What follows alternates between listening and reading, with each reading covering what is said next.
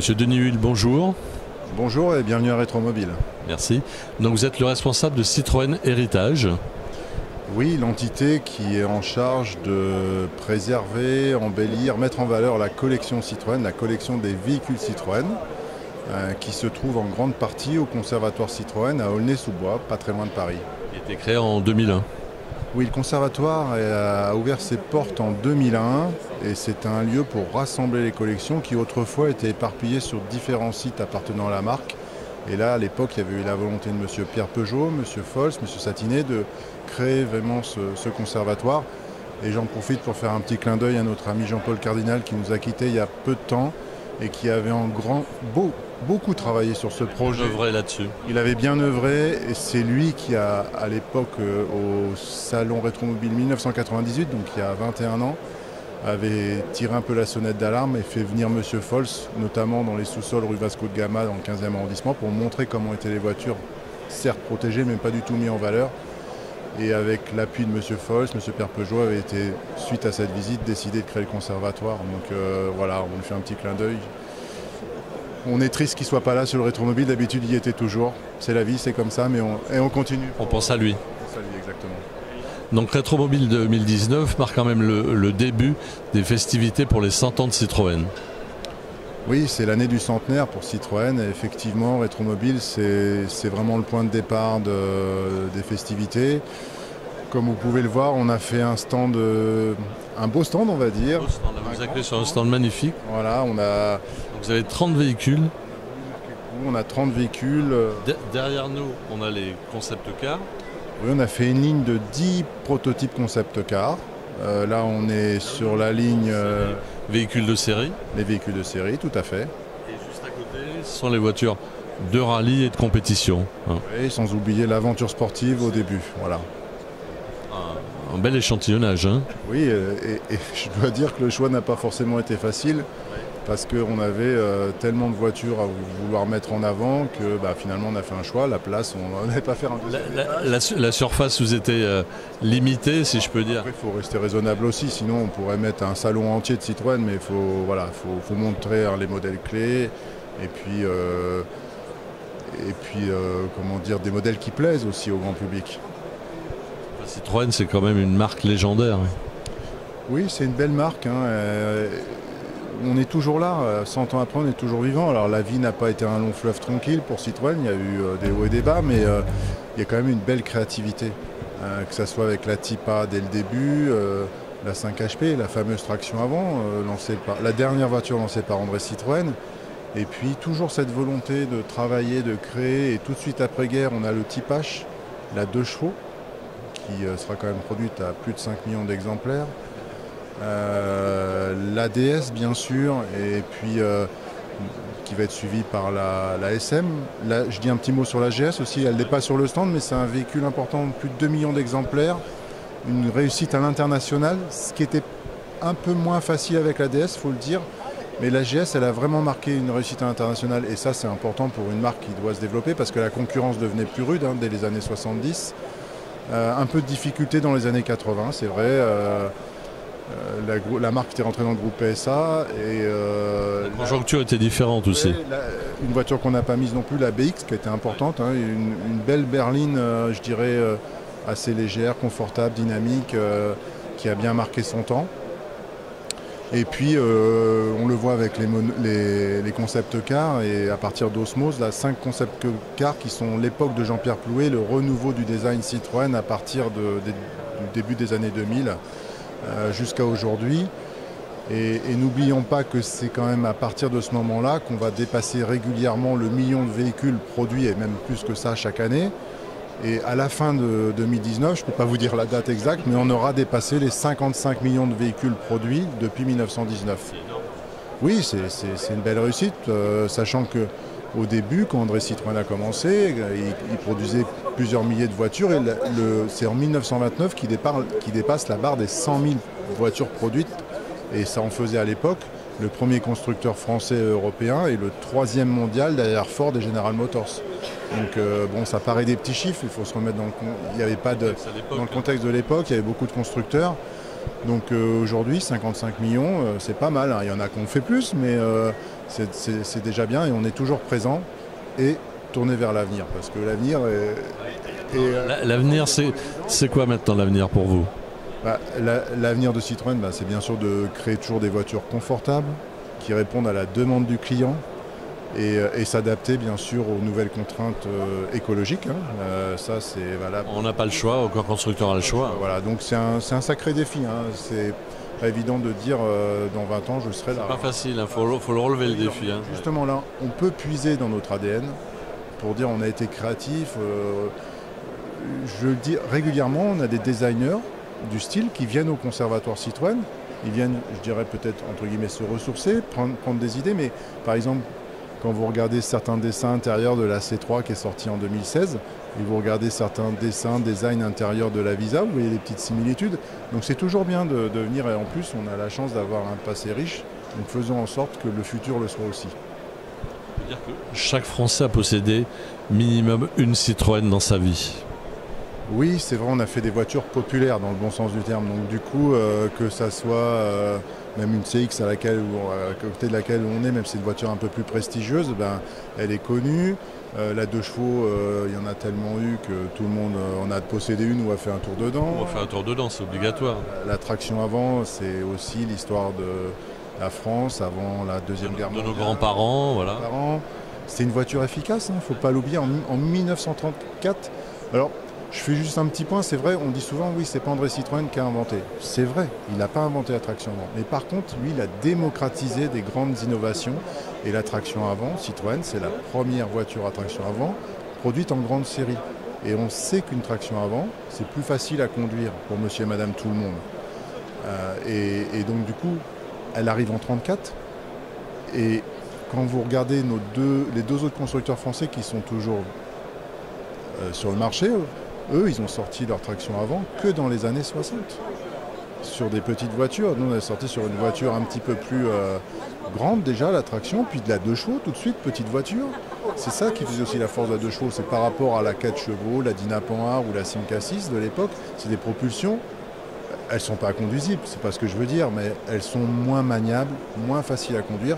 Et la traction avant, là on est au mois de février, si demain on a de la neige, une traction avant, vous en sortez toujours mieux qu'une propulsion, hein, ça c'est certain. Bien d'accord. Voilà, donc il y avait aussi de la technologie utile, je dirais, et facile à utiliser, qui fait qu'elles ont été appréciées.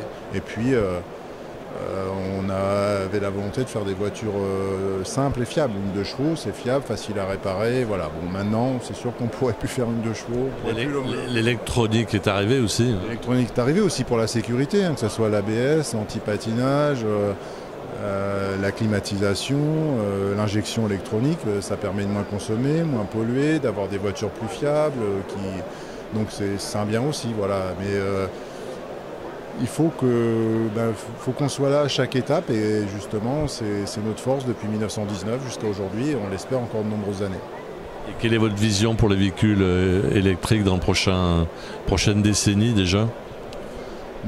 Dès cette année on va présenter un véhicule électrique dans la gamme et puis ça va se développer donc c'est quelque chose qui est incontournable avec des véhicules aussi hybrides.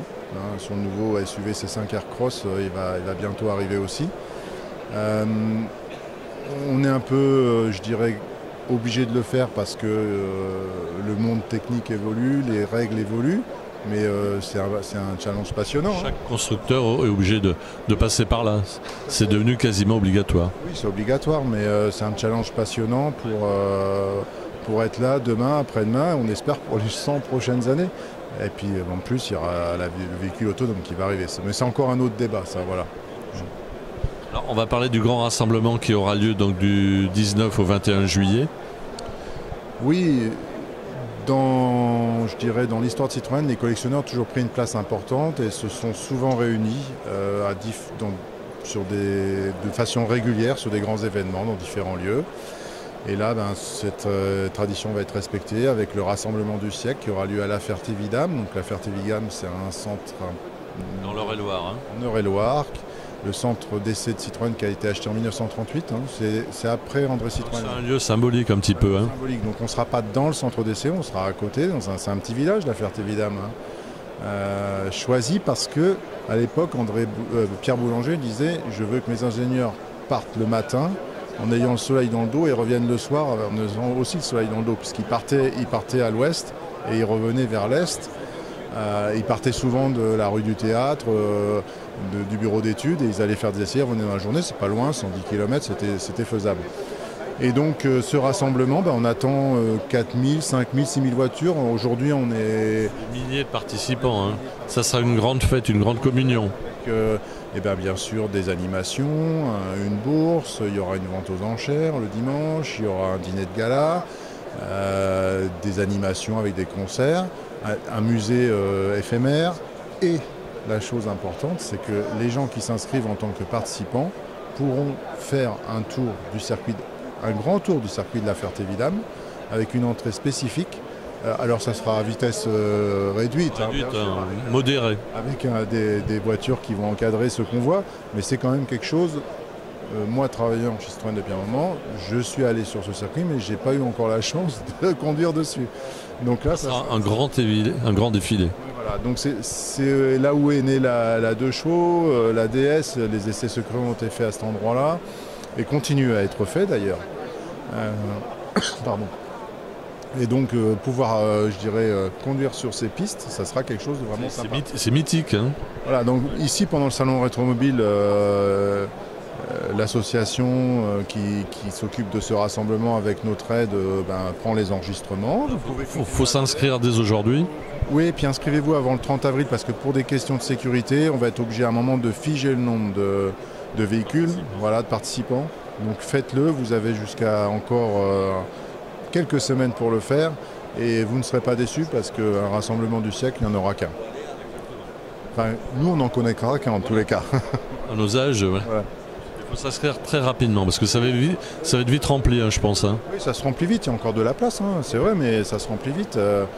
Et donc autant participer avec une Citroën, mais ça peut être une Citroën d'hier comme celle d'aujourd'hui. Si aujourd'hui vous avez envie de vous inscrire avec, je sais pas, un C3. Tout le monde a accepté. 100 années de production, donc 100 années de véhicules. Alors bien sûr, c'est peut-être plus sympa de voir des véhicules très anciens parce qu'on n'a pas l'habitude de voir par rapport à une C3 ou un C3. Tous les jours, voilà. Mais on acceptera toute la production Citroën.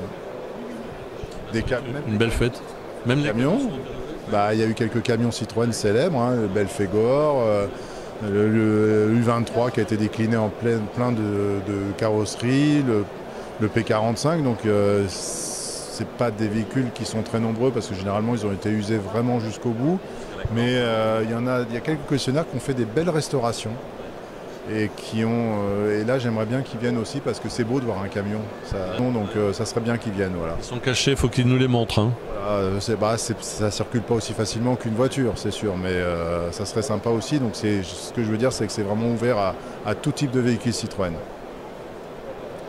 Voilà, et on pourrait peut-être dire un petit mot sur le sport. Oui.